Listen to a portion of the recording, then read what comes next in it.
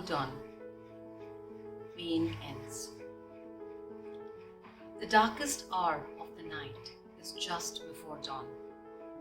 The despair and the darkness are nothing but light withdrawn. When nothing seems to go right, when every day is a struggle, a fight. Tears run down like torrential rain. Fear of failure aggravates the pain. Every plan, every attempt seems futile, as if the fertile mind has turned inutile. Does it signal the beginning of the end? How long to keep falling and pretend? Tired is the body and the mind. Endless quest for happiness to find. Time to throw in the towel? It's gruesome to go. No, says the inner voice. At the end of the tunnel, there is hope. Hope, they say, is a thing with feathers. It stands the test of time and sails through all weathers. My name is Paromita Chatwal, and these are a few lines that I have penned when the pandemic struck and took us completely by shock. We did not know who to look for help. There was helplessness, the fear of losing a loved one, the fear of losing your source of income, the fear of not getting back to what life was earlier.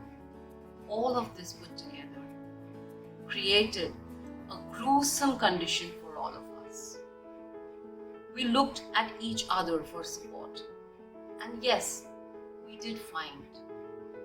So, to believe that the darkest hour of the night is before dawn, we have to ensure we hold forth. Because winners never quit, and quitters never win.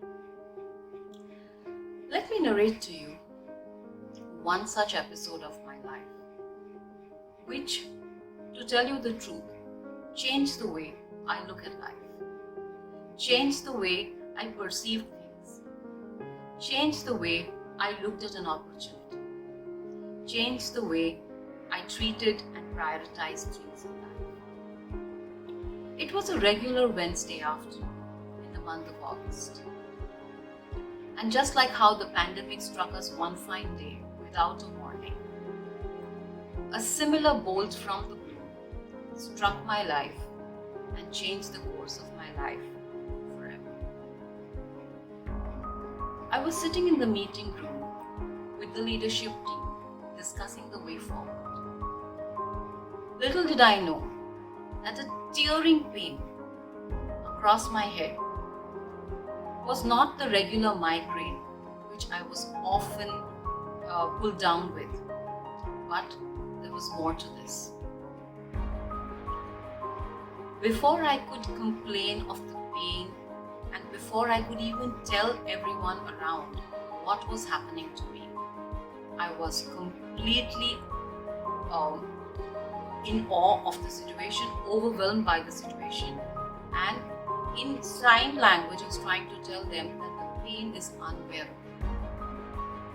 Before I could complete and explain to them what was happening to me, I just fell unconscious. The people around were in helter-skelter. They were trying their level best to keep me conscious. I could hear their voices calling out my name in an attempt to keep me awake, to keep me conscious. I was swinging between consciousness and subconsciousness, and sometimes even unconsciousness, not knowing what the course ahead. Thankfully, my colleagues took the impromptu decision, and very rightfully so, and they shifted me to the nearest hospital. They informed my husband and my family about the episode. Little did they know that this communication that they were making to my husband and family was going to last for 3 long weeks. I was shifted to the hospital pretty much unconscious, and as usual, a series of tests were conducted. By the time I regained consciousness, I could see the clear strain and the foldings on the forehead of the doctor, the nurse, and of course my husband. I knew something was definitely wrong. Something that was probably more than what met the eye. And my darkest fears came true. When the MRI scans confirmed that I had suffered a brain hemorrhage. Brain hemorrhage. Yes. They were shocked, and so was I. What exactly had I done wrong? I did not have diabetes, no hypertension, I did not smoke, did not drink. I led a fairly healthy lifestyle. The only thing I probably did not do in a rational manner was to ensure that the body and the mind was getting adequate rest. I always felt there was so much to do and so little time. Dedicated towards my work, dedicated to the family, a hands-on mom to two beautiful girls. My life was complete. All that I did not pay heed to was the fact that I was burning myself out in an attempt to be perfect, to be the superwoman in every aspect of life. Well, once the diagnosis was done, what had to follow was the curative. The doctor said the only way out to heal the snapped aneurysm was to have a surgery. Two options were given: a direct cut-open surgery to plug the blood vessel which had snapped, else an interventional surgery in which they would insert the stent through the artery. In both cases, there would still be some ambiguity to life, because every blood vessel supplies blood to some or the other organ in the body, and till such time that organ stops functioning or there was a disorder in the functioning, no one could really put a finger on which organ had got infected or affected. So after a lot of deliberation, discussion, second opinions, third opinions, we finally took a call of going in for the interventional surgery. Despite all the precautions and the safe hands of the doctor or the surgeon who was attending to me, everyone said there would always chances of me coming back to my normal self. But that was a chance we had to take. There were prayers coming in, good wishes coming in from all corners of the world. My students, my colleagues, my team members, my friends, my family, even people who knew me remotely sent in their good wishes, sent in their prayers. And believe me, if today I am able to share this episode of my life, I think I owe it to each and every hand that rose in prayer to give me this. 14th of August was the date of the surgery. The doctor had pre-warned it was not going to be an easy surgery. It was going to be a long one and a tedious one too. So I was stretchered in with all the good wishes. I wanted to see my daughters before I went in for the surgery. We always want to have hope. But then there is this practical part of you that knows that it could swing anyway. I still remember seeing my daughter's face before I was stretchered into the operation theatre. That longing pair of eyes followed me,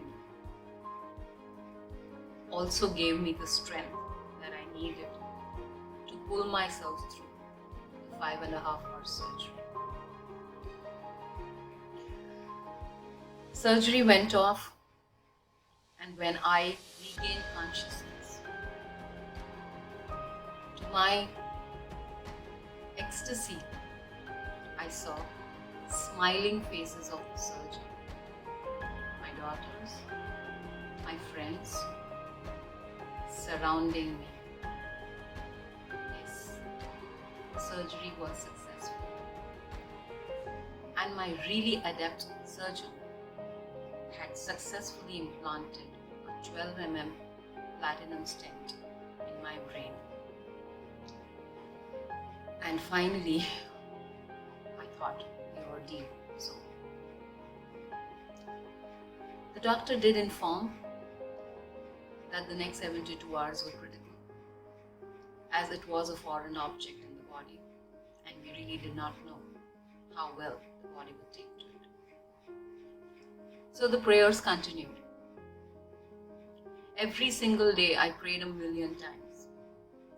I wanted to go back to my daughters, to my husband, to my family, to my friends who had prayed endlessly in the last 2 weeks that I was at the hospital.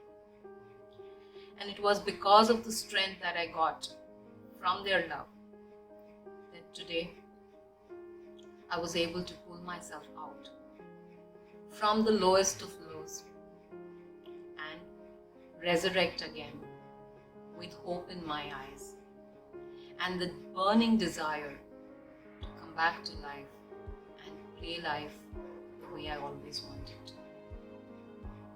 I believe life is the best game you get to play. So when on the field, give it your best shot. That is what is in your hands. The outcome is not. At least you can pat your back and say, well played. So for all of you women out there who have faced many such adversities in life, especially after the pandemic struck, my only request to all of you would be that overcome that temptation to give up, because that temptation is the greatest just before we are going to see light. We have to remember that there is hope at the end of a dark tunnel, and that it is that hope, it is that twilight that we all have to strive towards. It is your grit, your determination, which will help you reach the twilight and ensure that there can be hope, there can be passion, ambition, and happiness in your life and all lives around you. So remember, when the going gets tough, the tough gets going. Be the harbinger of twilight in your life, because it is only you who can ensure that the darkness has been converted into light. Beat the darkness. Find your twilight. Each one of you are a power of strength. You are an epitome of strength in yourself. Many of them are drawing energy from you. So it becomes imperative that you keep on replenishing your positive energy so that those who draw from you will never have the stock over option. Come, share your twilight stories with us. Let the world be inspired so that every time we see a roadblock, we do not think it to be the end of the road. We realize that this is just one small obstacle, one dark hour before twilight. Thank you so much, and I hope that all you beautiful women, with your imperfections, are able to come out and share your stories of courage, your stories of grit, your stories of resilience with us, so that we can inspire and empower a generation of women who are waiting to be found, who are waiting to be called out, who are waiting to be handheld, who are waiting to see that dream all over again. Give them that hope. Hold on, pain ends. Let's all find our twilight. It's time. It's now. Thank you.